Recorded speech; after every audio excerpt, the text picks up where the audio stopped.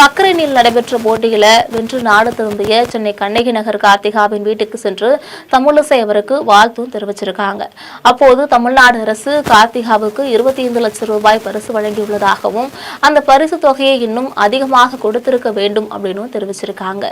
கார்த்திகா பிரதமரை சந்திக்க வாய்ப்பு ஏற்படுத்தி தர தான் முயல்வதாகவும் கூறியிருக்காங்க. உலக அளவுல போய் தங்கப்பதக்கம் வெல்வது என்பது அதுவும் இந்த இடத்துல இருந்து கண்ணகி நகரில் இருந்து ஒரு கண்மணி சென்றிருக்கிறாள் என்று தான் நான் சொல்ல வேண்டும்.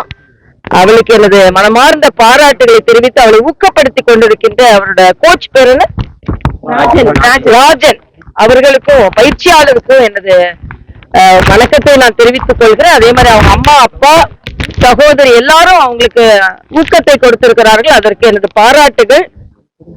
தமிழக அரசு அவளுக்கு பரிசு தொகை கொடுத்திருக்கிறது. என்னை பொறுத்த மட்டும் இன்னும் தொகை அதிகமாக கொடுத்திருக்க வேண்டும் என்பது எனது கருத்து. ஏன்னா இந்த இடத்துல இருந்து அவங்களுக்கு எவ்வளவு ஊக்கம் கிடைத்திருக்கும் என்பதெல்லாம் நமக்கு மிகப்பெரிய கேள்விக்குறி.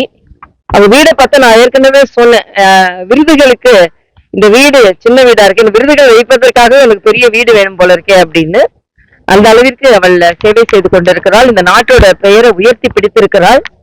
அவளுக்கு எனது வாழ்த்துக்களை தெரிவித்துக் கொள்கிறேன். மரியாதைக்குரிய பாரத பிரதமர் அவர்கள் பிரதமராக வந்த பின்பு பல விளையாட்டுகளை ஊக்கப்படுத்தி நிறைய ஒலிம்பிக்ல மெடல் வாங்கி கொண்டிருக்கிறோம்.